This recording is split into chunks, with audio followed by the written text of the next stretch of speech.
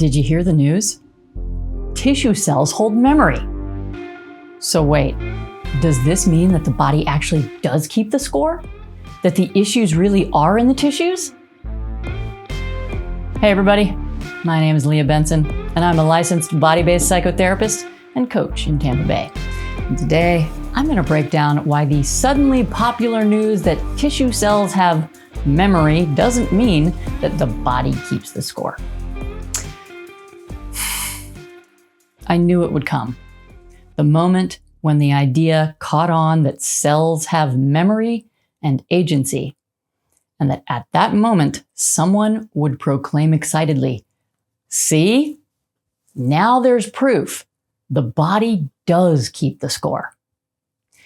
And I partly know that because, well, embarrassingly, there is a time that I would have done that too, because my teachers had been teaching me junk and telling me it was science. So, honestly, I've actually been preparing myself for this moment for about six months now, maybe more, after discovering a scientist named Michael Levin about a year ago. And the thing about Michael Levin is that he's a pretty special scientist. And among other amazing things, he and his lab have been doing a lot of work proving that indeed non-brain cells have cognition and agency. One might even say consciousness, but he doesn't. He won't go there. He just says cognition and agency.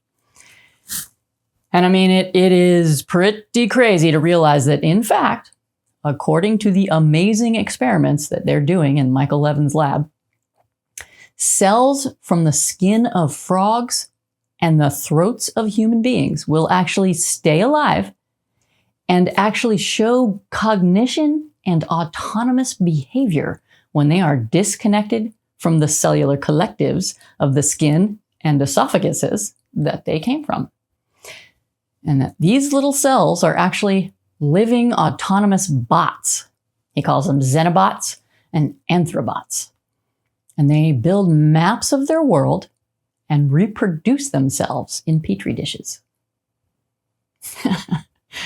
And it is pretty crazy to think that the cells of a butterfly remember things that they learned as a caterpillar after going through metamorphosis and having every cell turned into mush.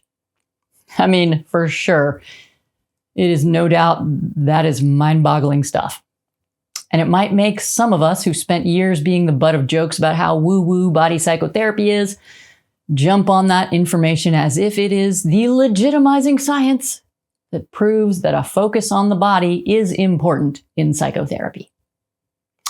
And it might even make us go so far as to claim that the body actually does keep the score.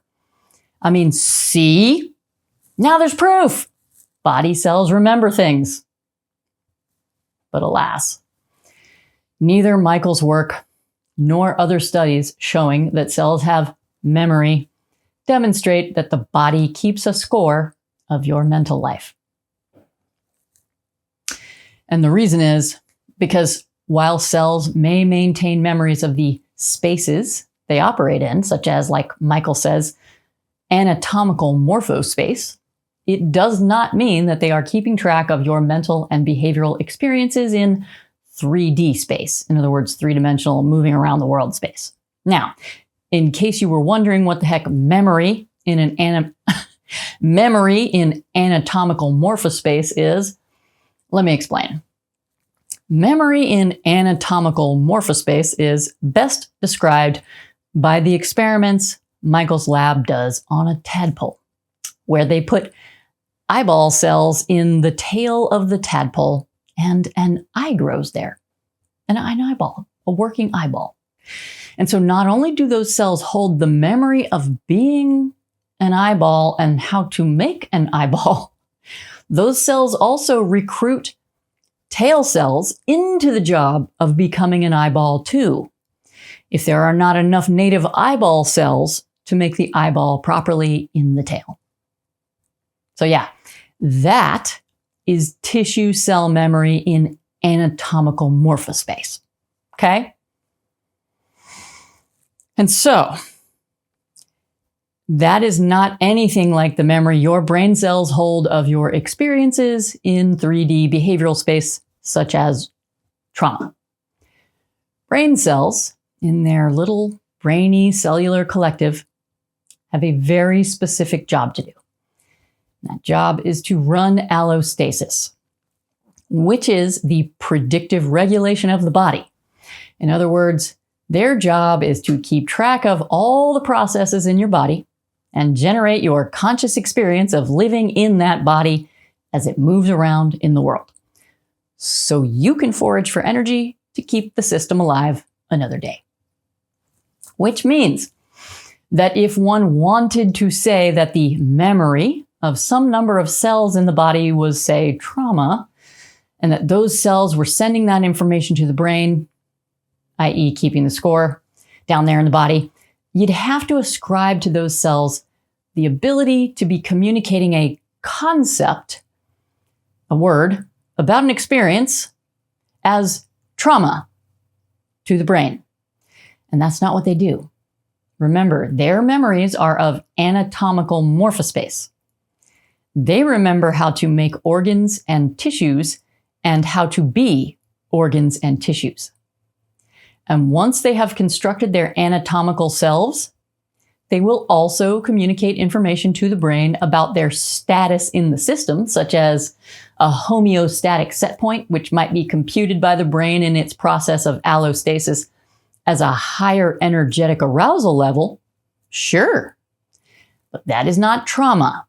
It is an energetic arousal set point of that cell or cellular collective.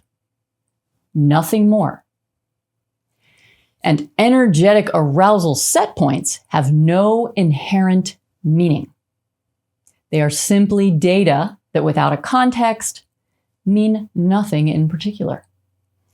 Now, in the grander scheme of the organism and its history, that set point may be indicative of a history of being in a behavioral situation that required higher energetic arousal over a long period of time. Sure.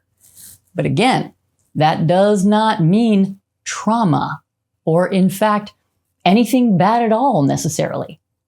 It just means a high energetic arousal set point was created. And the reason why could be anything.